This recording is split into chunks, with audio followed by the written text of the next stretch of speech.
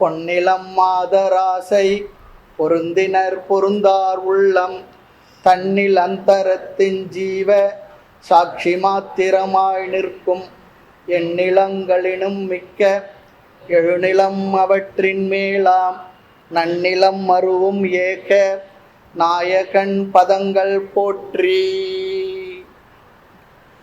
கைவல்ய நவநீதம் சந்தேகம் தெளிதல் படலம்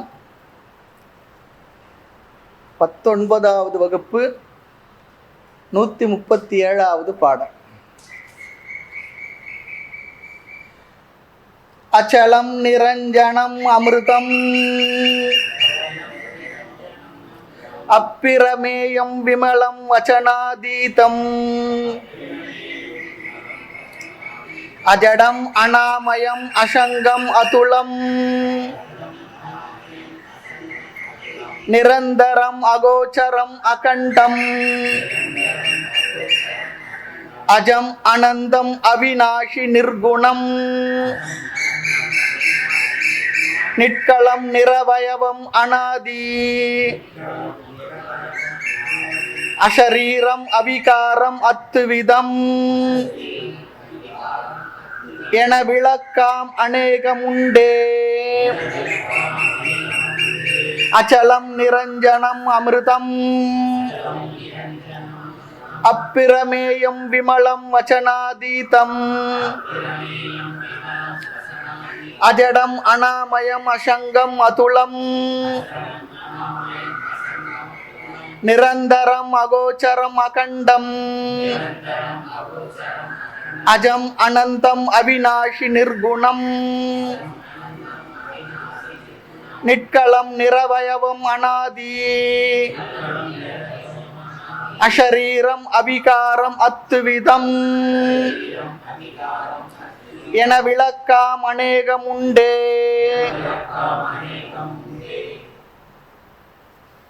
பிரம்மத்தினுடைய சச்சிதானந்த சொல்லுக்கு விளக்கம் சொல்ல வந்தவர் நேரடியாகவும் மறைமுகமாகவும் எந்த வார்த்தை பிரம்மத்தை பற்றி சொன்னாலும் அது பிரம்மத்தை பற்றி விளக்க வந்த வார்த்தையாக எடுத்துக்கொள்ள வேண்டும், நேர்மறையாகவும் மறைமுகமாக. அது விதி வாக்கியம் நிஷேத வாக்கியம் சொல்வோம். சென்ற பாடலில் விதி வாக்கியமாக நேரடியாக நேர்மறையாக பிரம்மத்தினுடைய லட்சணங்களை சொன்னது. இந்த 137வது பாடலில் எதிர்மறையாக பிரம்மத்தினுடைய லட்சணங்களை சொல்கின்றது என்று பார்த்தோம்.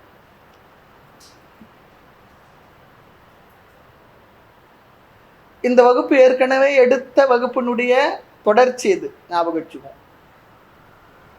ஏற்கனவே நாம் குட்டிய சுவாமி மடத்தில் எடுத்தவங்களுக்காகவும் அவங்களுக்கு அனுப்பணுன்றதுக்காக இங்கே பேசிக்கிட்டு இருக்கோம். ஆகையினால இது இப்போ நடக்கிறது. இன்றைக்கும் நாளைக்கும் இந்த வகுப்பு நடக்கும். அடுத்து ஞாயிறு திங்கள் நம்ம வரிசையாக இப்போ நம்ம தத்துவ விளக்க படலத்தை பார்த்து முடிச்சிருக்கோம். சந்தேக தெளிதல் படலத்தில் அந்த வரிசையில் அதையும் பார்ப்போம். அதனால் கொஞ்சம் யோசனை இருக்கலாம். அவங்க முகங்களை பார்க்கும்போது எனக்கு அப்படி தெரியுது. தத்துவ விளக்க படலத்தை நாம் முடிச்சிருக்கோம். 101 பாடலை முடித்து சம்மரியும் பார்த்து முடிச்சிட்டோம். தத்துவ போத வகுப்பும் முடிஞ்சிடுது. ஆமாம், இப்போ நாம் கைவல்ய நவநீத இந்த வகுப்பை முழுமையாக நாம் பார்க்கறதுக்காக முயற்சி பண்ணோம். ஆக நேர்மறையாக சொன்னாலும் எதிர்மறையாக சொன்னாலும் இந்த வார்த்தைகள் எல்லாம் ஏகமான அகண்டமான அந்த சச்சிதானந்த பிரம்மத்தை விளக்க வந்த வார்த்தைகள் தான் சொல்லி பார்த்தோம். அதற்கு நாம் ஒரு உதாரணம் பார்த்தோம். நீங்கள் நாளைக்கு வரும்பொழுது அதை எடுத்துக்காமல் வந்துடாதீங்க அப்படி சொன்னால் என்ன அர்த்தம்னா, எடுத்துகிட்டு வாங்கன்னா முடிஞ்சு போச்சு, எடுத்துடாமல் வந்துடாதீங்கன்னா 2 நெகட்டிவ் போடுறோம். அதுவும் என்னென்னா அதோட கருத்தை எம்பசைஸ் பண்ணுறதுக்காக சொன்ன வார்த்தைகள். அதுபோல் இதில் அச்சலம் நிரஞ்சனம் அமிர்தம் அப்பிரமேயம் விமலம் வச்சனாதீதம் அஜடம் அநாமயம் அசங்கம் அதுலம் நிரந்தரம் அகோச்சரம் அகண்டம் அஜம் அனந்தம் அவிநாஷி நிர்குணம் நிட்களம் நிரவயவம் இதுவரையில் நாம் விளக்கத்தை பார்த்தோம். சென்ற வகுப்பில் பார்த்து முடிச்சிருக்கோம். இப்போ அனாதி என்ற வார்த்தையும் பார்க்க ஆரம்பித்தோம். அதோட நம்முடைய வகுப்பை நாம் நிறைவு பண்ணோம். இப்போ அந்த வார்த்தையை பார்க்கலாம். அனாதி சொன்னால் ஆதி என்றால் உற்பத்தி சொல்லி அர்த்தம். அனாதி என்றால் அது அற்றது, உற்பத்தி அற்றது. அது தோன்றுவதற்கு வேறு காரணம் இல்லை. அது தானே, நம்ம சொல்ல தான் தோன்றி தனமா சுத்தாதுன்னு சொல்லுவோம் பாருங்க. அது தானே தோன்றியது. அது தோன்றுவதற்கு யாரும் இல்லை. இப்போ நாம் பிறந்திருக்கிறோன்னா நமக்கு அம்மா அப்பா, அம்மா அப்பாவுக்கு அவங்க அம்மா அப்பா, அவங்களுக்கு அவங்க அம்மா அப்பா, இப்படி இருக்கு. ஆனால் இது யார் தோற்றுவித்தவர்னா அது தானே தோன்றியது. அதன் உற்பத்திக்கு வேறு காரணம் இல்லாதது. அதுதான் உற்பத்தி இன்றி இருத்தலின் அனாதின்னு போட்டார் உரையாசிரியர். அது உற்பத்தி ஆனது இல்லை. உற்பத்தி ஆனால் நாசமாகுமே. இதெல்லாம் தோன்றியது, அது அழியத்தானே வேணும். அப்படி அற்றது. ஆதி ரஹிதக ஆதி மத்தியாந்த வர்ஜிதாய நமக அப்படி சொல்லி ஒரு சகஸ்ரநாமத்தில் சொல்லுவோம். ஆக ஆதியம் அந்தமும் இல்லா அருட்பெரும் ஜோதி அப்படி சொல்லி சொல்கிறோம் பாரு. அதுதான் இது அர்த்தம் இல்லையா? ஆதி எந்தம் காட்டாத முதலாய் எம்மை அடிமைக்கா வளர்த்தெடுத்த அன்னை போல தாய்மலர் பாடலும் இருக்கு. ஆக யாவைக்கும் காரணமான இது தனக்கு ஒரு காரணமும் இன்மையால் அது அனாதி. அதாவது வேதாந்தத்துல ஒரு 6 அனாதியை சொல்லுவாங்க. தோற்றம் இல்லாத சொல்லுவாங்க. 2 விதமா சொல்லுவாங்க. ஒரு விதம் இப்ப நான் சொல்றேன். 2வது விதம் பொன்னம்பல சாமியில் சொன்னது, அதையும் சொல்றேன் பாருங்க. ஜீவன் எப்பொழுது தோன்றியது? ஜீவன்னா வேற யாரும் இல்லை, நான். என்று நீ அன்று நான் தாய்மன்னர் சொல்லிடுவார். என்று நீ பிரம்மத்தை சொல்ல முடியும். ஆக ஜீவன் அனாதி, எப்ப தோன்றிய சொல்ல முடியாது. ஈஸ்வரன் அவரும் அனாதி. அடுத்து பிரம்மத்தை நோக்கும் பொழுது சுத்த சைத்தன்யம், அதுவும் அனாதி. அப்ப ஜீவனுக்கு ஈஸ்வரனுக்கு எப்போ பேதம் வந்தது? அதுவும் அனாதி. எனக்கு அஜ்ஞானம் எப்போ வந்தது? அதுவும் அனாதி. அடுத்து இந்த அஜ்ஞானத்துக்கும் சைத்தன்யத்துக்கும் வந்த பேதம் இருக்கு, அதுவும் அனாதின்னு சொல்லுவாங்க. இது ஞாபகம் வச்சுக்க முடியலன்னா பொன்னம்பல சுவாமி சொன்ன வார்த்தையை சொல்ற மாதிரி ஒரு வார்த்தையை சொல்லுவார். நல்லாவே இருக்கு, அதை சொல்ற மாதிரி. ஜீவன், ஈஸ்வரன், 2 கர்மம். ஏன்னா கர்மம்ன்ற கர்ம பயன். நமக்கு பிறவி எப்போ வந்தால் கர்ம வினை சொல்கிறோம். முதல் கர்மம் எப்போ செய்யுதுன்னா என்ன சொல்ல முடியும்? சொல்ல முடியாது. ஆக கர்ம. வேதம் எப்படி என்று தோன்றியதுன்னா அதுவும் அனாதி. அப்புறம் அஜ்ஞானம், எனக்கு எப்போ அறியாமை தோன்றியது? அதுவும் அனாதி. அடுத்து பிரம்ம என்ற 6ம் அனாதி. இப்படி ஒரு விளக்கம். ஜீவன், ஈஸ்வரன், கர்ம பலன், வேதம், அஜ்ஞானம், பிரம்ம, இந்த 6ம் அனாதி. இது பொன்னம்பல சாமி உரையில இங்க சொல்லி இருக்கிறார். அஜ்ஞானம் எப்போ வந்தது? தெரியாது. வேதம் எப்போ வந்தது? அனாதி, தெரியாது. பதியாகிய அந்த பரம்பொருள் எப்போ தோன்றியது? தெரியாது. பசுவாகிய ஜீவன் எப்போ தோன்றியது? அதுவும் தெரியாது. பாசம், அஜ்ஞானம் எப்போ தோன்றியது? அதுவும் நமக்கு தெரியாது. நம்ம கட்டுண்ட அந்த அது எப்படி நம்ம வைத்தது, பந்தப்படுத்து, அதுவும் தெரியாது. அதுக்கு திருமலரோட வாக்கியம் ஒன்று இருப்பாருங்க. பதி பசு பாசம் எனும் 3ல் பதியினை போல் பசு பாசம் அனாதி. திருமந்திரம். பதி பசு பாசம் என பகர் 3னுள் பதியினை போல் பசு பாசம் அனாதி. பதியினை சென்று அணுகா பசு பாசம் பதி அணுகில் பசு பாசம் நிலாவே. இதுதான் அந்த பாடல். ஆமா, கடவுளுக்கு பசுத்தன்மை கிடையாது, பாசத்தன்மையும் கிடையாது. ஆனால் இறை அருள் நம்மிடம் நிறைந்தால் பசுவிடம் உள்ள பாசம், அந்த பந்தம் போய்விடும். இதுதான் இந்த பாடலுடைய கருத்து. ஆக அனாதி என்றால் தோற்றமற்றது, யாரும் அதை தோற்றுவிக்கவில்லை. அடுத்து அஷரீரம், யாதொரு ஷரீரமும் இல்லாதது. அதுக்கு ஷரீரமே இல்லை. ஆனால் கோயில்கள்லாம் ஷரீரத்தை வச்சு கும்பிட்டுக்கிட்டு இருக்குமே சொல்லி சொன்னா, அது எங்கு நிறைந்தது? அதை வழிபடுவதற்கு நமக்கு மூர்த்தமாக இறைவனை எழுந்தருளை செய்து வணங்கி கொண்டிருக்கிறோம். அதுதான் மூர்த்தம், அமூர்த்தம் அப்படிலாம் சொல்லுவாங்க. மூர்த்தா மூர்த்தம், அருவம், உருவம், அருவுருவம்லாம் சொல்றோம் பாருங்க. அது போலங்க அஷரீரம், யாதொரு ஷரீரமும் இல்லாதது, தேகம் இல்லாதுன்னு அர்த்தம். அகாயம், ஈஷாவாசி உபநிஷத்தினுடைய 8வது மந்திரம் இருக்கு. சா பர்யகா சுக்ரம் அகாயம் அப்படி ஒரு வார்த்தை அங்க இருக்கு. அஷரீரகம் ஷரீரேஷு கட்டோபநிஷத்துல ஒரு வார்த்தை வருது. மகாந்தம் விபும் தீரோ ந சோச்சத்தி அப்படிலாம் வார்த்தைகள் வேத மந்திரங்கள் உபநிஷத்துல இருக்கு. நம்ம உபநிஷத்து கேட்டதுனால இந்த வார்த்தையெல்லாம் சொல்றோம். அதனுடைய ஆதாரத்தை வச்சுதான் இங்க இந்த விஷயத்த சொல்றார். சில பேர் சொல்லுவாங்க அசரீரி கேட்டதுன்னு சொல்றாங்க பாருங்க. அது எப்படி? ஆகாசவாணி சொல்லலாம், ஆகாசத்தில் சப்தம் கேட்டது, சரீரம் தெரியல, வாய்ஸ் கிடையாது. சாரி, சரீரம் தெரியல, வாய்ஸ் கேட்டதுன்னு சொல்லி சொல்கிறோம். வாய்ஸ் வந்தால் சரீரம் இருக்கணுமே, அப்படி ஒரு கருத்து இருக்கு. ஆகினால ஏதோ ஆகாசத்தில் சப்தம் கேட்டது, அவ்வளோதான். அடுத்து 22வது சொல் பாருங்க. அவிகாரம், விகாரம் இல்லாதது. தேகி நித்தியம் அவசியோயம். பஞ்சகோஷ விகாரங்கள் எல்லாம் விகாரமற்றது, சாட்சியாக இருப்பது. அன்னமய, பிராணமய, மனோமய, விஞ்ஞானமய, ஆனந்தமய அல்லது ஸ்தூல சூக்ஷ்ம காரண சரீரங்களுக்கு சாட்சியாக இருப்பது அவிகாரம்.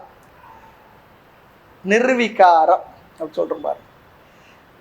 இருத்தல், பிறத்தல், வளர்தல், மாறுதல், குறைதல், அழிதல் என்கின்ற ஷட்பாவ விகார ரஹிதம். 6 விதமான மாற்றங்கள் இல்லை.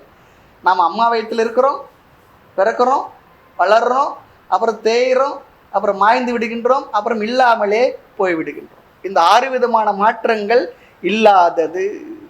அடுத்து 23வது வார்த்தை அத்துவிதம். துவிதமின்றி இருத்தலின் அத்துவிதம். 2 இருத்தலால் என்னவா, அதுக்கு பேர் அத்துவிதம். 2 ஒன்றில்லை, 2 ஒன்றென்னவே சொல்றார் பாருங்க. துவைதம் என்பது இன்மையால் அது அத்துவிதம். நம்ம நினச்சிக்கிட்டு இருக்கிறோமா, பிரம்மம் இருக்கு, உலகம்னு ஒன்று இருக்கு, உடல் ஒன்று இருக்கு, ஜீவன் ஒன்று இருக்கு, இதெல்லாம் என்னவா, எல்லாம் பிரம்மமா, பிரம்மமே, பிரம்மம் தான். சர்வம் கழு இதம் பிரம்ம. இது எல்லாமே, இது அனைத்தும் பிரம்மமே. இது ஒரு மகா வாக்கியம். இருக்கிறதெல்லாம் இறைவனே, இருப்பதெல்லாம் இறைவனே. அழகான வார்த்தை. இருப்பதெல்லாம் இறைவன். இவன் யாருன்னா, இவரும் எல்லா ஆளார் பிரம்ம. இவர் யாருன்னா, இந்த ஆள் வேற ஆள்னா. தயானந்த சுவாமி அழகா சொல்லுவாங்க, ஆளார் பிரம்மன், நீ யார் பண்ணா, அதுதான் தெரியல. நீ அதுதான் ஆள் இடத்துல நீ சேர்ந்துட்டுப்பா. ஆக பிரம்மனுக்கு அந்நியமாக வேறாக ஒரு பொருளும் கிடையாது. ஆகவே அது அத்துவிதம். இப்படி ஆத்மாவின் மறைமுக விசேஷணங்கள் கூறப்படுகின்றன என விளக்கம். நிஷேதமான நாமங்கள், வாக்கியங்கள் அநேகம் உண்டே. நிறைய இருக்குப்பா இது போல வார்த்தைகள். எதிர்மறையான சொற்களால் பிரம்மத்தை விளக்குவதற்காக வந்த வார்த்தைகள் நிறைய இருக்கு. நான் சிலது தான் சொன்னேன்றார், இதுவே ஜாஸ்தியா இருக்கு. இன்னும் அஸ்தூலம், அனனு, அக்ரஸ்வம், அத்ருஷ்யம், அக்ராகியம், அசப்தம், அஸ்பர்ஷம், அரூபம், அவ்யயம் என்று முதலியவையும் கொள்கை எடுத்துக்கோ. இன்னும் எக்ஸெட்ரா எக்ஸெட்ரா நிறைய இருக்கு. எல்லாம் உபநிஷத்துல வருது இந்த லட்சணங்கள்லாம். ஆக விதிமுக மறைமுக விசேஷணங்களின் விரிவை லட்சணாவிருத்தியில் காண்க. இதுவரை நான் சில விதி நிஷேத வாக்கியங்களை போட்டிருக்கேன். இனி நீ சில விதி நிஷேத பதங்களை பார்த்து போட்டுக்கொள்க. அவர் சொல்ற, உனக்கு வேணும்னா இன்னும் சில ஹோம்ஒர்க் கொடுக்குறாரு நமக்கு. புரிஞ்சுக்கோ. வஸ்து ஒன்றுதான், பொருள் ஒன்றுதான், பெயர்கள் நாமங்கள் பலன் சொல்றார். நிறைய வார்த்தைகள் இருக்கு. நீ சச்சிதானந்த பதங்கள் பொருள் கேட்டாய், நானும் உனக்கு சொல்லியுள்ளேன். 3 பதத்து பொருள் கேட்டான். இவர் என்ன பண்ணிட்டாருன்னா நிறைய சொற்களே சொல்லிட்டார். நீ பார்த்துக்கோ. ஒரு ஆசிரியரானவர் மாணவனுக்கு நிறைய வாரி கொடுப்பார். அவன் எவ்வளவு முடியுமோ அவன் அவ்வளவு எடுத்துக்கணும். அதுதான், அது போலதான் இங்கேயும். அடுத்து 138வது பாடல். இன்ன வகை விதி விலக்கு குணங்கள் நன்றாய் சேர்ந்து ஒருமித்து எல்லாம் கூடி சொன்ன பொருள் ஒன்று அன்றி 2 இல்லை. ஒரு பொருளை சொல்லும் சொற்கள் பின்ன பதமாம், அதனால் சத்தாதி உணப்பொருளாம் பிரம்மம் ஏகம். அன்ன பொருள் ஒருமை அறிந்து அகண்ட பரிபூரணமாய் ஆவாய் நீயே. இன்ன வகை விதி விலக்கு குணங்கள் நன்றாய் சேர்ந்து ஒருமித்து எல்லாம் கூடி சொன்ன பொருள் ஒன்று அன்றி இரண்டில்லை. ஒரு பொருளை சொல்லும் சொற்கள் பின்ன பதமாம், அதனால் சத்தாதி குணப்பொருளாம் பிரமம் ஏகம். அன்ன பொருள் ஒருமை அறிந்து அகண்ட பரிபூரணமாய் ஆவாய் நீயே. பாடலை பார்க்கலாம். இன்ன வகைனா இப்படி அநேகமாய் சுருதிகள் சொல்லி உள்ள, சுருதிகள் கூறி நிற்கும் விதிவிலக்கு குணங்கள், விதி நிஷேதங்கள் ஆகிய இந்த குணங்கள் தன்மைகள் நன்றாய் சேர்ந்து ஒருமித்து எல்லாம் கூடி சொன்ன பொருள். அப்படி எடுத்துக்கணும். நன்றாக சார்ந்து ஒன்றுபட்டு முழுவதும் திரண்டு சொல்லிய வஸ்துவானது ஒன்றன்றி இரண்டில்லை. ஒன்றன்றி இரண்டில்லை. ஒன்றென்னவே தாய்மன்னர் சொல்ல, இரண்டு இல்லை ஒன்றுதான் சொல்லி சொன்னார் பாருங்க. இரண்டு இல்லை, ஒன்றே அன்றி உபய இல்லை. உபயன்னா ரெண்டு இல்லை. சொற்கள் பல, பொருள் ஒன்றே. ஒரு பொருளை அகண்ட ஏகரசமான பிரம்மத்தை சொல்லும் சொற்கள், விளக்கம் சொல்லும் சொற்கள். சொல்லும் சொற்கள் என்றதுக்கு விளக்கம் சொல்லும் சொற்கள் சொல்லலாம். உரையாசிரியர் பாருங்க பொன்னமலை சுவாமி, பிரதிபாதித்து நிற்கும் சப்தங்கள். தமிழ் சொல்லுக்கு சமஸ்கிருதத்துல மொழிபெற சொல்லுவார். காரணம் என்னன்னா,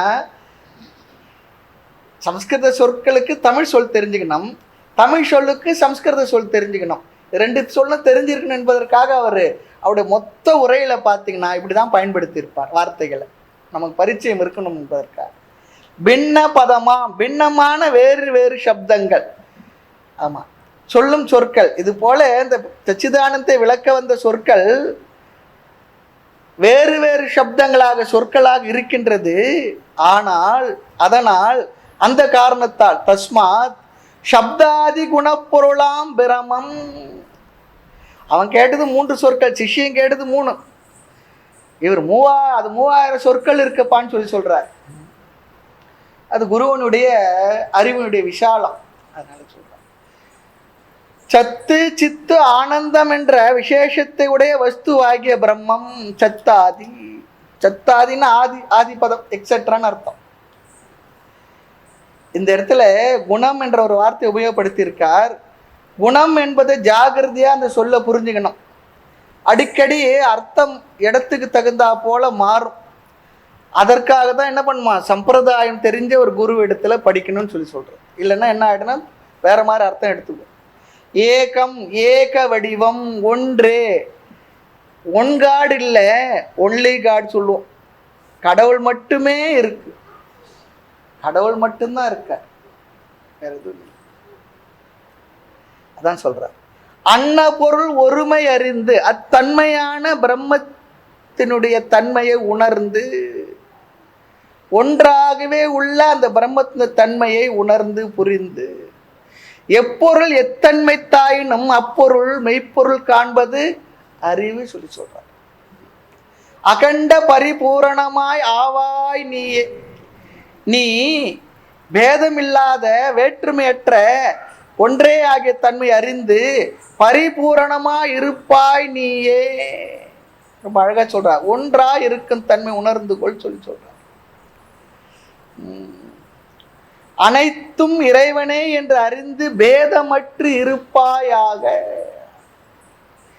தத்துவ விளக்க படலத்துல 75, 76, 77 இந்த 3 பாடல்களை பார்த்தா நமக்கு புரியும். அந்த 3 பாடல்களை ரெஃபர் பண்ணிக்கணும்.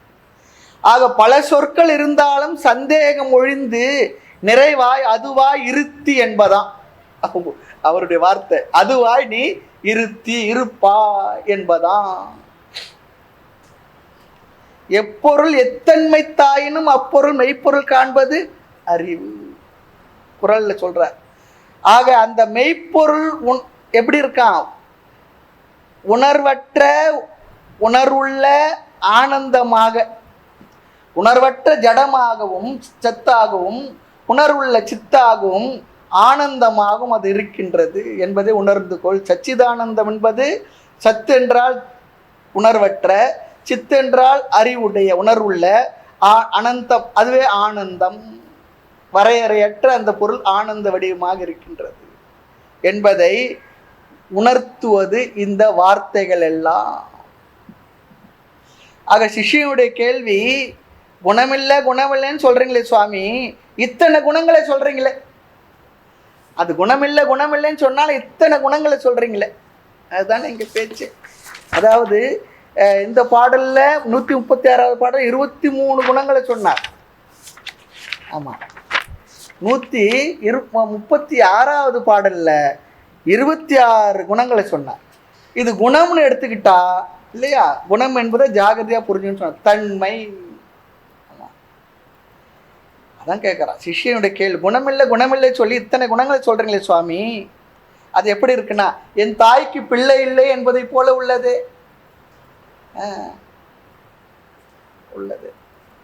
என்று சந்தேகித்து நின்ற சிஷ்யனுக்கு குணமாயின் என்ன பொருள், சொரூபமாக என்ன பொருள், குணம் சொல்லி சொன்னா என்ன அர்த்தம், சொரூபம் சொன்னா என்ன அர்த்தம் என்று கேட்ட கேள்விக்கு மீண்டும் விளக்குகின்றார். இதுல என்னன்னா, முதல்ல கேட்கறது சிரவணம் அறியாமை போகும், ரெண்டாவது கேட்பது கொஞ்சம் பலமாகும், ஸ்ட்ராங் ஆகும். அது எப்படி சொல்றீங்கன்னா, இந்த இடத்துல ஒரு வார்த்தை, தெளிவு குரு வார்த்தை கேட்டுக்கிட்டே கேட்க குருவுடைய வார்த்தை என்ன பண்ணுமா, நமக்கு தெளிவை கொடுக்கும். ஆகையினால யோசிக்க வேண்டாம், இதை மறுபடியும் நம்ம பார்ப்போம். பார்த்த விஷயம், இந்த சாஸ்திர கருத்தெல்லாம் ஒரு முறை படித்தா மட்டும் இல்லை, மறுபடியும் நமக்கு விளங்குற வரையிலும் புரிகின்ற வரையிலும் கேட்கணும், சிந்திக்கணும், கேட்கணும். அதுலேயே சொல்லுவாங்க, ஊறணும் சொல்லுவாங்க. ஊறுகாய் போட்டால் என்ன பண்ணுறேன்னா ஊறுது பாருங்க, அதுபோல் அதுலேயே ஊறணும். அது ரொம்ப முக்கியமான விஷயம். நம்ம வேற எதுல ஊறிக்கிட்டு இருப்போம், இது என்னன்னா இந்த விஷயத்துல ஊறணும்.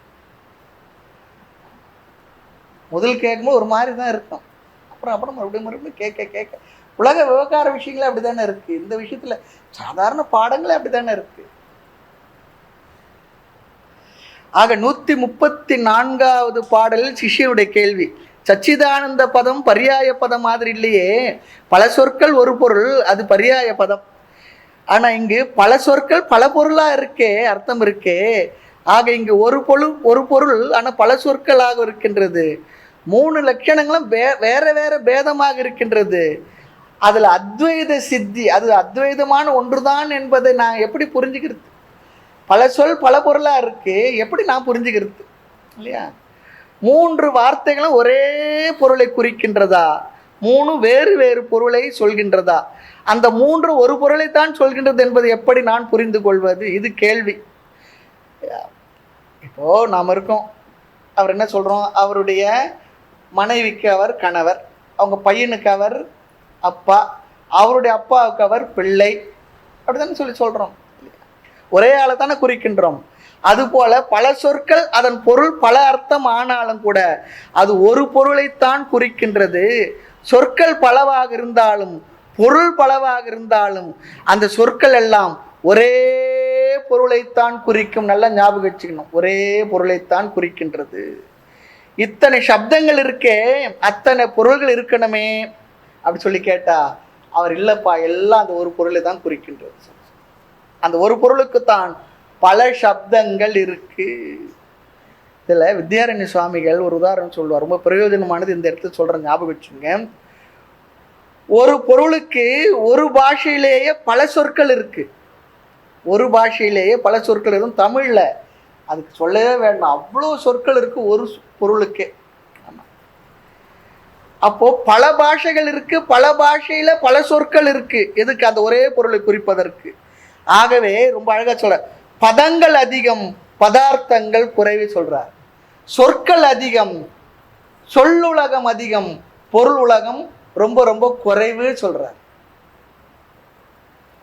தண்ணீர் எடுத்துக்கிட்டாவே எத்தனை சொல்றோம், தமிழ்ல, சமஸ்கிருதத்துல, ஆங்கிலத்துல, இன்னும் பல மொழிகள்ல எத்தனை மொழிகள், அத்தனை சொற்கள் சொன்னாலும் சொற்கள் தான் நிறைய இருக்க தவிர பொருள் என்னன்னா குறைவு தானே. அதுதான் சொல்வார்.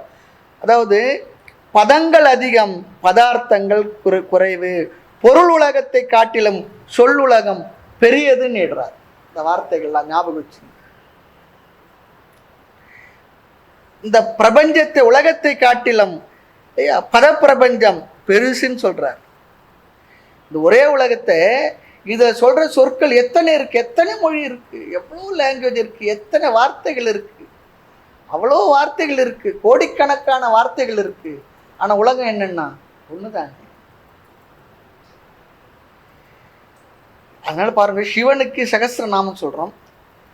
ஆனா ஒருத்தர் எழுதியிருக்காராம், சிவனுக்கு 10,000 நாமம் எழுதியிருக்கிறார். சகஸ்ரநாமம் சொல்லி சொன்னா, சகஸ்ரம் சொன்னா கவுண்ட்லெஸ் தான் அர்த்தம், அது ஒரு பொருள். அயுத நாமாவலிகி, அயுதம் சொல்லி சொன்னா 10,000 என்று பொருளா. ஒரு சிவனுக்கு இவ்வளவு பேர் இருக்கான். ஒருத்தர் சொன்னா, இந்த 10,000 நாமத்தையும் டெய்லி சொல்லி பூஜை செய்ய பொறுமை வேணுமே, நேரம் வேணுமே, சக்தி வேணுமே உடல்ல. அப்பொருத்த சொன்னா, நீங்க டெய்லி 10,000 சிவநாமத்தை சொல்லி பண்ணா எல்லா தோஷமும் போயிடும், ஒரு தோஷம் இருக்காதுன்னா. அர்த்தம் தெரிந்து செய்தால் இன்னும் விசேஷம். ஆக எல்லா பொருளும் பரம்பொருளை குறிக்கின்ற சொற்களே, அவ்வளவுதான் சொல்றேன். எல்லா பொருளும் பரம்பொருளே. அடுத்து 139வது பாடல்.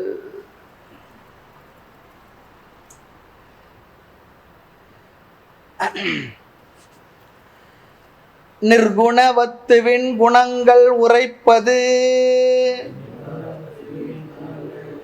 தாய் மலடியனில் நிகரென்று எண்ணாதே. சர்க்குணனே வத்து நிலை உரையாமல் அறியவல்ல சதுரர் உண்டோ. நற்குண வேதங்கள் இந்த ஜீவன் முக்தி பெற பிரம ஞானம் தோன்ற. சொற்குணங்கள் பிரமத்தின் குணங்கள் அன்று, பிரமமாம் சொரூபம் தானே. நிர்குணவத்துவின் குணங்கள் உரைப்பது தாய் மலடியனல் நிகர் என்று எண்ணாதே. சர்க்குணனே வத்து நிலை உரையாமல் அறியவல்ல சதுரர் உண்டோ. நற்குண வேதங்கள் இந்த ஜீவன் முக்தி பெற பிரம ஞானம் தோன்ற. சொற்குணங்கள் பிரம்மத்தின் குணங்கள் என்று, பிரமமாம் சொரூபம் தானே. சாஸ்திரங்கள்ல சில வார்த்தைகளை சொல்லிடுவாங்க, அது சொல்றோம், அது நம்ம கையாளுறது இப்போ யோசனையா இருக்கு. இந்த முதலாம் செவிடன் சொல்லுவாங்க, அப்படிலாம் இப்போ என்ன காது கேளாதோர் அப்படி சொல்றாங்க. அதுபோல் இந்த மலடி மலடின்ற வார்த்தை நிறைய பேர் புண்படுத்துகிற வார்த்தையாக நினைக்கிறதுனால அந்த வார்த்தை இதில் சொல்லிட்டதுனால சொல்கிறோம், நம்ம உபயோகப்படுத்த வேண்டாம், அவ்வளோதான். சாமி குணமே இல்லை என்று சொல்லி இத்தனை குணங்களை கூறுவது ஏன்? பாடலை பார்க்கலாம். நிர்குணவத்துவின் குணங்கள் உரைப்பது இல்லையா, தாய் மலடியனல் நிகர் என்று எண்ணாது. நிர்குண பிரம்மத்துக்கு குணங்களை சொல்வது எனது தாய்க்கு மகனில்லை என்று கூறுவதற்கு இணையான வியாகாதம் என்று சந்தேகிக்காது. வியாகாதம்னா முன்னுக்கு பின் முரணா இருக்குது, கான்ட்ரடிக்ட் பண்றது, வியாகாத தோஷம். ஆமா. சர்க்குணனே நல்குணங்களை உடைய மைந்தா, ரொம்ப அழகா சொல்றார். அடங்கிய விருத்தியான்னு சொன்னார் பாருங்க ஆரம்பத்துல, மனதெல்லாம் ரொம்ப அமைதியை அடைந்தவன் அப்படி அர்த்தத்துல. சாதன சவிட்டைய சம்பன்னன், நல்ல பக்குவம் உடையவன், மன ஒருமுகப்பாடு உள்ளவன், அதெல்லாம் சர்க்குணனே என்ற வார்த்தைக்கு அர்த்தமா. ஹே வித்வன், அதுவும் ஒரு அர்த்தம். ஏ நன்கு படித்தவனே, அறிவுடையவனே, சொன்னால் உடனே புரிந்து கொள்ளக்கூடிய சக்தி உடையவனே. அடிக்கடி சிஷ்யனை என்ன பண்ணுமா, இப்படி உற்சாகப்படுத்தணுமா, அது தேவைப்படுறதா, உண்மைதானே. வஸ்து நிலை உரையாமல் அறியவல்ல சதுரர் உண்டோ. இங்க ஒரு லட்சணம் சொல்லுவாங்க, அது சமஸ்கிருதத்தில், அது தெரிஞ்சுக்கணும் நம்ம. லட்சண பிரமாணாபியாம் வஸ்து சித்தி. ஒரு பொருளை விளக்கணும்னா அதை டிஃபைன் பண்ணுமா, அந்த டிஃபைன் பண்ற அந்த வார்த்தையை சொல்லி விளக்கணும், அதுதான் லட்சணம் சொல்லணும். அதன் மூலமாக விளங்க வைக்க முடியும், விளங்கி கொள்ள முடியும். அதான் சொல்ற, வஸ்துவனுடைய அந்த பிரம்மத்தினுடைய பொருளினுடைய குணங்களை லட்சணங்களை பிரமாணங்களாலும், சாஸ்திரம் ஒரு நூல் சொல்லியிருக்கணும், சுருதியாலும் பெரியோர்களாலும் கற்பிக்காமல் அறிவதற்கு சாமர்த்தியுடைய அறிஞர் யாருன்னா இருக்கிறாங்களா? ஒருத்தர் எடுத்து சொல்லி கொடுக்காம அதை தானே தெரிந்து கொள்கின்ற சக்தி படைத்தவர் யாருன்னா இருக்கிறாங்களா? அப்படி கேட்கிறாரு. சதுரர் உண்டோ?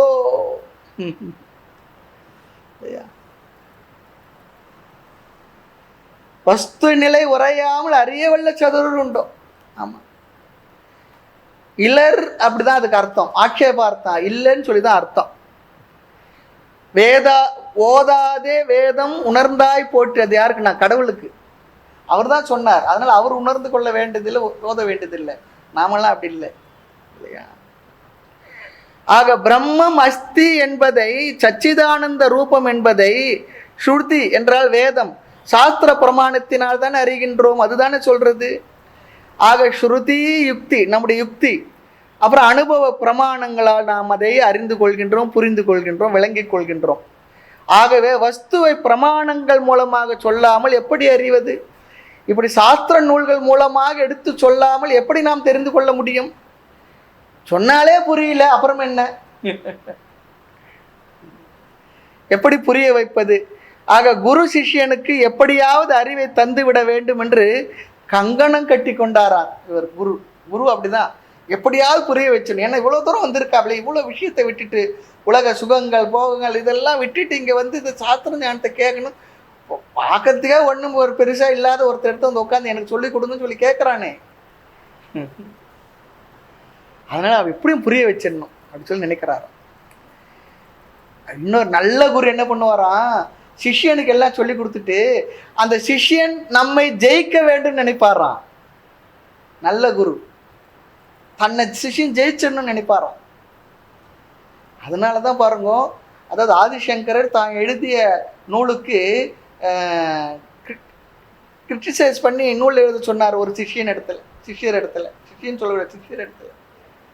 ஆமாம், என்னோட நூலுக்கு நீ என்ன சொல்ற மதிப்புரை எழுது, அதுக்கு அது நல்லா, அது என்னென்ன இதில் என்னென்ன குறை இருக்குது அதையும் சொல்லணும் அப்படி சொன்னா ஒரு குருவுடைய நூலுக்கு அப்படி சொல்ல முடியுமான்னா? அப்படி குரு சொல்லணும்னா அவருக்கு எப்படி இருக்கணும் பாருங்க. நாம் அப்படி இல்லையே. ஆக சிஷ்யன் தன்னை ஜெயிக்கணும் சொல்லி நினைப்பாராம் குரு. ஆகலின் வஸ்து நிலை அறியாமல் புரிந்து கொள்ளும் சதுர சாமர்த்தியர் யாராவது உள்ளனரா என்றால் இல்லையே. நிறைய பேர் சாஸ்திரம்தான் பிரமாணம் என்பதே தெரியறதில்லை. கீதை, உபனிஷத், இது வேதாந்த சாஸ்திர நூல்கள் தான் இந்த பிரம்ம தத்துவத்தை பற்றி சொல்வதற்குரிய ஆத்தன்டிக் அத்தாரிட்டி என்பதை நிறைய பேர் தெரியறதில்லை. அது எப்படி சாஸ்திரம் சொன்ன கேட்கணுமா? சாஸ்திரம் தான் சொல்றது, அதுதான் சொல்லணும், அதுதான் கேட்கணும்.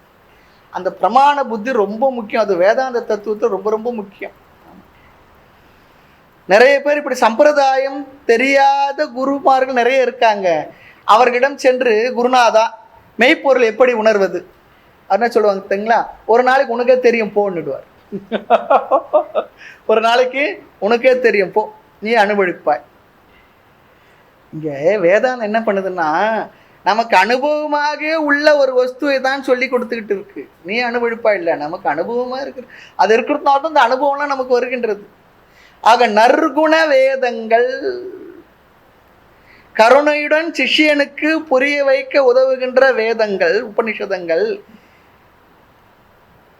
இந்த ஜீவன் முக்தி பெற, இந்த ஜீவர்கள் மனிதர்கள் பிரம்ம ஞானத்தை பெற வேண்டும் என்று இல்லையா பாடல் 130 சொன்ன லட்சணம், ஜீவன் முக்தி பெற அந்த பிரம்ம ஞானம் தோன்ற சொற்குணங்கள், நல்ல அல்லது கற்பித்த குணங்களை, சொரூபங்களை எல்லாம் சொல்கின்றது. பிரம்மத்துக்குரிய சொரூபங்களை எல்லாம் அந்த நூல்கள், சாஸ்திரங்கள், உபனிஷதங்கள் நமக்கு சொல்கின்றது.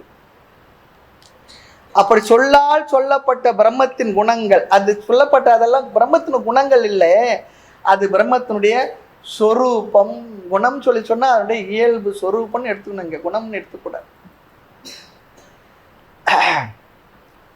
அப்படி என்றால் மற்ற என்ன என்று கேட்டால்,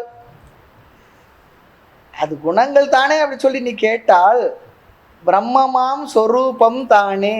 அதெல்லாம் பிரம்மத்துல லட்சணம், பிரம்மத்தினுடைய குணங்கள் இல்லை. குணம் சொன்னா ஒரு பொருளுக்கு ஹார்ட்னஸ் இருக்கணும், சாஃப்ட்னஸ் இருக்கணும், இதெல்லாம் குணம், கலர் இருக்கு, அது இருக்கு, இதெல்லாம் குணங்கள்.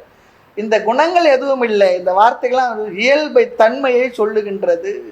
பிரம்மமாம் சொரூபம் தானே சொல்றார். பிரம்மத்தினுடைய சொரூபமே, பிரம்மத்தின் லட்சணம் என்று புரிந்து கொள். இந்த சொற்கள் எல்லாம் பிரம்மத்தின் தன்மையை விளக்க வந்த வார்த்தைகள்.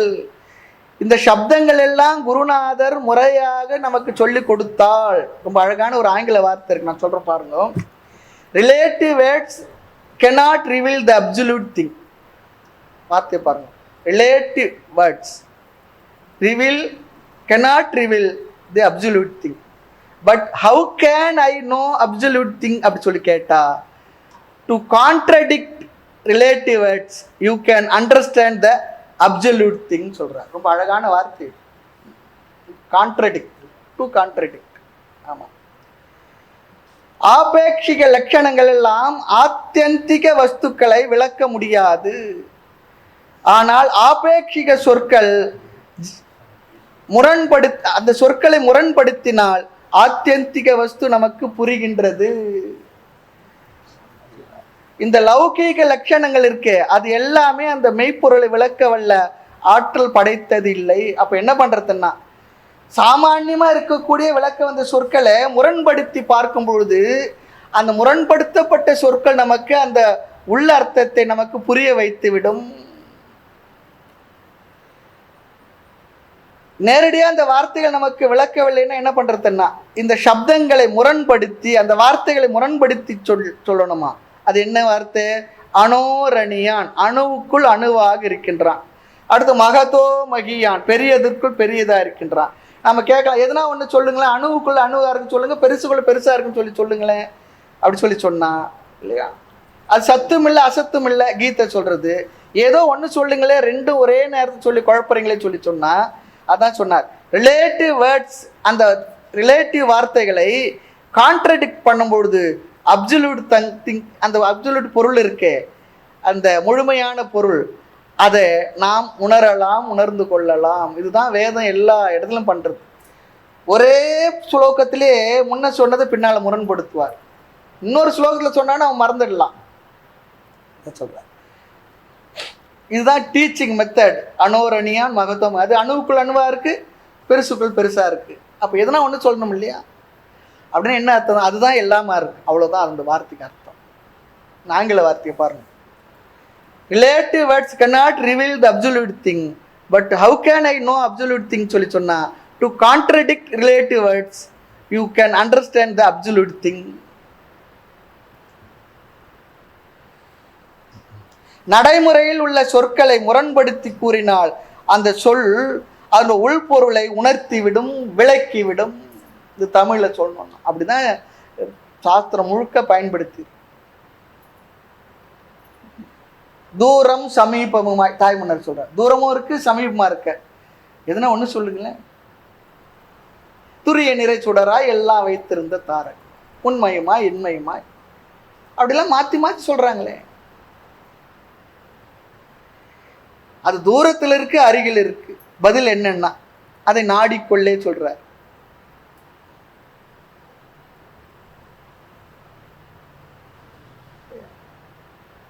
அடிமுடி ஒன்றற்ற அகண்ட வாழ சொல்லி அந்த அடிமையை நாடிக்கொள்ளே சொல்லி தாய்மலர்வத்தில் பேசுவார். அப்போ அடிமுடியே இல்லைன்னா அந்த அடியை நாடிக்குள் உன் திருவடி என் தலையில இருக்குன்னு சொல்லி சொன்னா என்ன அர்த்தத்தில் சொல்றீங்க? முரண்படுத்தி சொல்றீங்க. அங்க அடி என்பதற்கு என்ன அர்த்தம்? ஞானம்னு எடுத்துக்கணும். ஆக தூரம் சமீபமுமாய் இல்லையா, நான் எனக்கு தூரத்தில் இருக்கேன், நான் எனக்கு அருகில் உள்ளேன் அப்படி சொல்லி சொன்னா என்ன அர்த்தம்? பதில் என்னன்னா, நான் தான் இருக்கேன்னு தான் அது அர்த்தம். தூரத்தில் இருக்கேன், சமீபத்தில் இருக்கேன், இடைப்பட்டது எங்கன்னா எல்லாத்துக்கும் நான் தான் இருக்கேன். தூரத்தில் நான் தான் இருக்கேன், அருகில் நான் தான் இருக்கேன், நடுவில் நான் தான், நான் மட்டும்தான் இருக்கிறேன். தூரம் சமீபமாய் துரிய நிறை சுடராய் எல்லாம் வைத்திருந்த தாரகமாய் மனமும் வாக்கேட்டா நிச்சயமாய் சொச்சமதாய் நிமலமாகி வாதமிடும் சமய நெறி கரியதாகி மௌனத்தோர் பால்வெளியாய் வயங்கான் என்ற ஜோதியை உயிர் துணையை நாடி அப்படிலாம் நிறைய சொல்லிகிட்டே போறாரு. பொருள் வணக்கத்தில் இருக்கு பாருங்க தாய்மலர் பாடல். ரொம்ப அழகான வார்த்தைகள். உபநிஷத்து வேதாந்த சாஸ்திரம் அப்படியே சாரமாக கொடுத்துருக்க பாடல்கள் நிறைய இருக்கு தாய்மலர். அற்புதமான வரிகள் இதெல்லாம். ஆக எனக்கு சில பொருள் பக்கத்துல இருக்கு, தூரத்தில் இருக்கு. நான் எப்படி இருக்கேன்னா நான் தான் எல்லாத்துலயும் இருக்கேன். இப்படிதான் சாஸ்திரமான நமக்கு அந்த தத்துவத்தை கம்யூனிகேட் பண்ணும். முரண்படுத்தும் விதத்தில் அதே நேரத்தில் இன்னொன்று இருக்கு இதுல, எப்படி முரண்படுத்தணும் அதுவும் முக்கியம். முரண்படுத்தும் விதத்தில் முரண்படுத்தணும். அணுவுக்கு அணு, அதுதான் அணுவுக்கு ஆதாரம் சொல்றார். மகத்தோ மகியான், மகத்துக்கு ஆதாரம் அப்படின்னு என்னன்னா ரெண்டுக்கும் அதுதான் ஆதாரம். அதுதான் ஆதாரம்ன்றது தான் அங்க அர்த்தம். பெருசுக்கெல்லாம் பெருசு, அணுவுக்கெல்லாம் அணுவுன்னு சொல்லி சொன்னா அதுதான் எல்லாத்துக்கும் ஆதாரமா புரிஞ்சுக்கும். அதுதான் அனைத்தும் என்பதுதான் அங்க அர்த்தம். புரியலையா சாமி, எனக்கு புரியலைன்னா என்ன சொல்றாருன்னா மறுபடியும் சிந்தனை பண்ணு, இல்லையா கொஞ்ச நேரம் ஜெபம் பண்ணு, மறுபடியும் சிந்தனை பண்ணு, புரிஞ்சுடன்ற.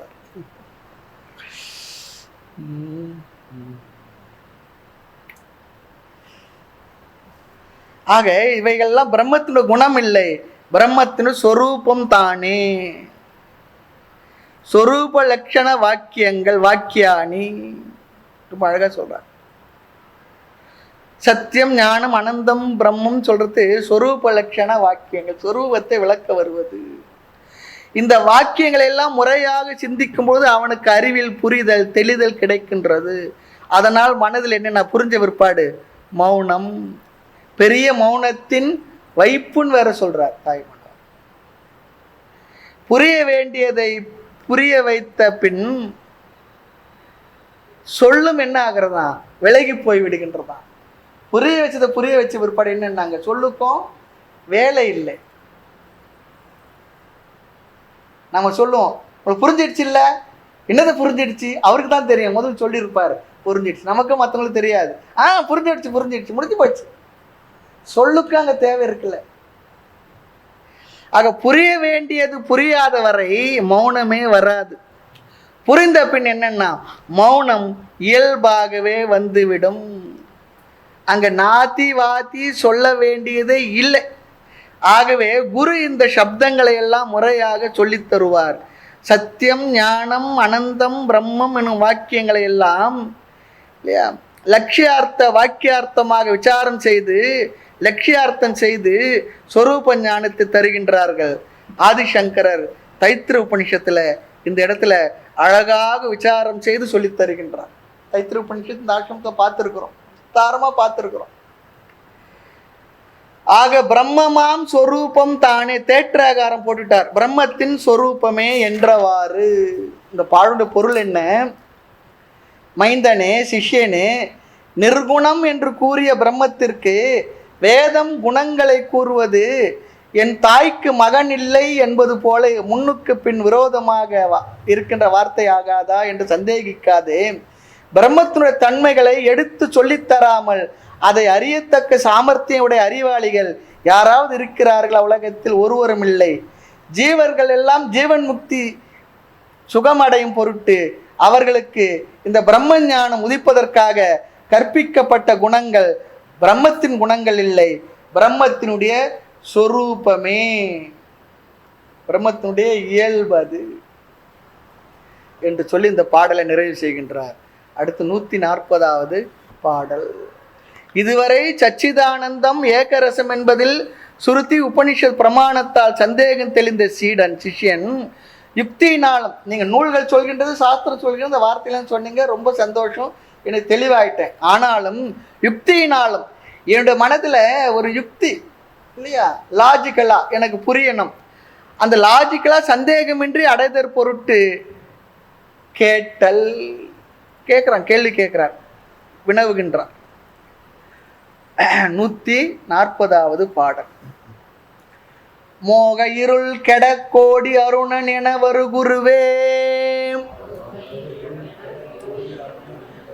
மொழிய கேளீர் ஏக பரிபூரணமாம் என் சொரூபம் என் உளத்தில் இருகும் வண்ணம் ஆகமங்கள் சொன்னபடி என்னை அகண்டார்த்தமாய் அறிந்தேன் ஐயா. ஊகமுத்திட உரைத்தார் பசுமரத்தில் ஆணி போல் உரைக்கும் நெஞ்சே மோக இருள் கெடக்கோடி அருணன் என வரு குருவே மொழிய கேளீர் ஏக பரிபூரணமாம் என் சொரூபம் என் உளத்தில் இருக்கும் வண்ணம் ஆகமங்கள் சொன்னபடி என்னை அகண்டார்த்தமாய் அறிந்தேன் ஐயா ஊகமொத்திட உரைத்தாள் பசுமரத்தில் ஆணி போல் உரைக்கு நெஞ்சே.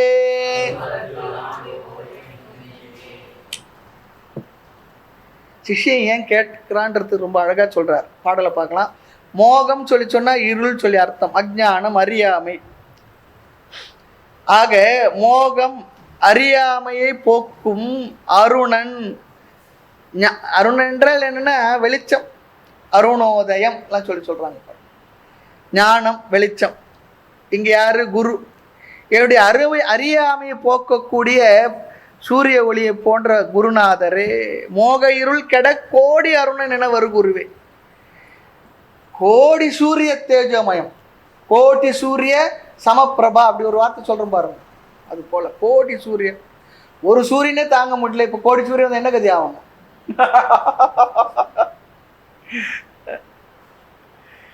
அறிவை தரும் குருவே இருள் நீங்கி இன்பம் பயக்கும் மாசரு காட்சி. அவர் சொல்றார் பாருங்க, இருள் நீங்கி இன்பம் பயக்கும் மாசரு காட்சி. அவர் கோடி அருணன், கோடி சூரியன் இல்லையா? அந்த சூரியன் முன்னே இருள் வருமா? ஒரு சூரியன் முன்னே இருள் வரல. அருணன் என்றது என்ற யார் தெரியுங்களா? சூரியனுடைய தேர்வட்டிக்கு பேர் தான் அருணன். சூரியனுடைய தேர்வட்டிக்கு பேர் அருணன். ஆக அருண வர்ணம், காலையில் வருகின்ற சூரியன் சிவந்த கிரணங்கள். அருணா அப்படின்னா நெருப்புன்னு ஒரு அர்த்தம் இருக்கு. அருணாச்சலம், சோனாச்சலம் அப்படிதான் சொல்றோம் பாருங்க இல்லையா? ஆக சர்க்குண மகன் சிஷ்யன் சொல்ற குரு கோடி சூரிய குருநாதரே சொல்லி சொல்றார். குருவை நியாயமா தான் புகழறாரா. இங்க பூஜிக்கப்பட வேண்டியவர்கள் பூஜிக்கப்பட வேண்டும். ஆமா, நெகட்டிவா சொல்ல, பாசிட்டிவா சொல்லணும். பூஜிக்கப்பட வேண்டியவர்கள் பூஜிக்கப்பட வேண்டும். மொழிய கேளீர், அடியேனுடைய என்னுடைய விண்ணப்பத்தை கேட்டருளுங்கள். ஏக பரிபூரணமாம் என் சொரூபம், ஒன்றே ஆகிய பரிபூர்ணமாக என்னுடைய சொரூபமானது, என்னுடைய இயல்பானது, அந்த பிரம்ம தன்மையானது என் உளத்தில் இறுகும் வண்ணம், என்னுடைய அந்த கரணத்தில், என்னுடைய உளத்தில் அழுந்தும்படியாக சொல்லும். நம்ம சிலதெல்லாம் சொன்னோம்னா இறுகி போயிட்டான்பா, சொன்ன உடனே இறுகிட்டான் அப்படின்னு சொல்றோம் பாருங்க. இறுகும் வண்ணம், மனதில் நன்கு சென்று பதியும் வண்ணம். ஆகமங்கள் சொன்னபடி, சுருதிகள் சொன்னபார், வேதங்கள் உபனிஷத்து வாக்கியங்கள் சொன்னபடி என்னை அகண்டார்த்தமாக அறிந்தேன். நிச்சந்தேகமாக அப்படின்னா என்ன? ரொம்ப அழகா வார்த்தை. நிச்சந்தேகம்னா என்ன? கொஞ்சம் கடப்படா வார்த்தை தான். சந்தேகம் இல்லாமல் அறிந்து கொண்டேன். என்னை பிளவுபடாத இன்ஃபினிட் என அறிந்து கொண்டேன். பார்க்கின்ற பொருளும் கூட என்னவா? வேறு இல்லை. காணும் பொருள் எல்லாம் என்னன்னா நீதான். காக்கை சிறையில் நந்தலாலா கரிய நிறம் தோன்றும். நோக்கும் திசையெல்லாம் நீயே அன்றி வேற என்ன? பாரதியார் பாடம். நீதான் வேற்றுமையற்ற பொருளாக என்னை நான் அறிந்து கொண்டேன். பார்க்கின்ற பொருளில் எல்லாம் வேதம் என்னுடைய கண் காட்டினாலும் அந்த அனைத்து பொருளில் நீதான் இருக்கின்றாய் என்று நான் நன்கு புரிந்து கொண்டேன், உணர்ந்து கொண்டேன், அறிந்து கொண்டேன். ஊகமும் ஒத்திட, அப்படி அறிந்திருந்தாலும் ஊகமும் ஒத்திட உரைத்தாள். சச்சிதானந்தம் ஏகம் என்பதில் கொஞ்சம் யூகத்துப்படி லாஜிக்கலா உத்தியும் எனக்கு விளங்கி கொள்ளும்படி அருளி செய்தாள். ஊகம் அப்படி சொன்னா அதுதான் உத்தி, லாஜிக்கலா புரியும்படி சொல்றார். ஊகம், அனுபவம், வச்சனம் மூன்றுக்கும் ஒவ்வொரு இது உபயவாதிகள் சம்மதம். தாய்மணர்வத்தில் சொல்லுவார். எனக்கு யுக்திப்படியும் புரியணும். நம்ம சொல்றது சாஸ்திரப்படி கருத்துப்படி சரிங்க, லாஜிக்கலா சரி வரல, இடிக்கிறதுன்னு சொல்றோம் பாருங்க. எனக்கு அந்த லாஜிக்கலாவும் கொஞ்சம் புரிய வைங்கன்னு சொல்லி கேட்கிறார். அப்போ இது நான் சொல்றேன் நீ ஒத்துக்கோ அப்படின்றது தான் இல்லை. சாஸ்திரம் சொன்னதே அந்த அந்த சாஸ்திரம் தான் பிரமாணன்றதை நான் ஒத்துக்கிட்டேன் தெரியுது. ஆனால் கொஞ்சம் லாஜிக்கலாகவும் மனசில் இருக்கக்கூடிய பிசுறு இல்லாமல் புரியறதுக்கு யுக்திகளை சொல்லி கொடுங்கன்னு சொல்லி கேட்குறான். அப்படி அருளி செய்தால் என்ன ஆகுமா? பசு மரத்தில் ஆணி போல், பச்சை மரத்தில் அரைந்த ஆணி போல. ஞாபகம் வச்சுங்க, ஆணி சொல்லி சொல்றது சம்ஸ்கிருத வார்த்தை.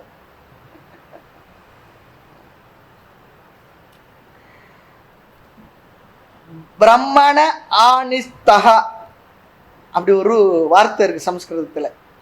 ஆணி சொல்லி சொல்றது சம்ஸ்கிருத வார்த்தை. அந்த காயத்ரி இருக்க பிரம்ம காயத்ரி, அது உபதேசம் செய்த பிற்பாடு இதை சொல்லணும். இந்த மந்திரம் வருது. ஆமா, உபநயனத்தை சொல்லி கொடுக்குறாங்க பாருங்க. அதுல பசு மரத்து ஆணி போல் என் உள்ளத்தில் பதிந்து விட்டது அப்படி சொல்லுவானா சொல்லி கொடுத்த அப்பா. பசுமரத்தில் ஆணி போல், பச்சை மரத்தில் அரைந்த ஆணி போல நெஞ்சு உரைக்கும் என் மனம் நன்கு அழுந்திடும், அதிலே இருந்திடும். தான் சொல்றேன், யாரு எதை பார்த்தாலும் அவனுக்கு இருக்கிற ஞானம் இருக்கே, எல்லாற்றையும் வேற்றுமற்ற ஒன்றாகவே புரிந்திருக்குமாறு விளக்கி அருளுங்கள். எல்லாம் ஒண்ணுதான், எனக்கு விளக்கி அருளுங்கள். நான் அப்படி பார்க்குற பார்வை கிடைக்கட்டும். பார்க்கும் இடம் எங்கும் ஒரு நீக்கமர நிறைகின்ற பரிபூர்ண ஆனந்தமாக எங்கு நிறைகின்ற பொருளாக சச்சிதானந்த ஸ்வரூபமாக நான் அதை மனதிலே உணர வேண்டும். 140வது பாடனுடைய கருத்து, அறியாமை இருள் நீங்க கோடி சூரியர்கள் உதித்தது போல் எழுந்தருளிய ஆச்சாரியரே, ஏக பரிபூரணமாகி எனது சொரூப அனுபூதி என் உள்ளத்தில் அழுந்தும்படியாக சுருதிகள் கூறியவாறு என்னை அகண்டாகார ஸ்வரூபமாக தெரிந்து கொண்டேன். அதே நேரத்தில் யுக்தியும் எனக்கு பொருந்தும்படி அருளி செய்தால் பசுமரத்து ஆணி போல் என் நெஞ்சில் அழுந்தும் அல்லவா அப்படி சொல்லி சிஷ்யன் கேட்கின்றதா இந்த பாடல் அமைந்திருக்கு. மேலும் விஷயங்களை அடுத்த வகுப்பில் பார்க்கலாம். மூர்த்தி எல்லாம் வாழி, எங்கள் மௌன குரு வாழி, அருள் வார்த்தை என்றும் வாழி, அன்பர் வாழி, பராபரமே ஐயனே எனதுள்ளே நின்று அனந்த ஜென்மங்கள் ஆண்ட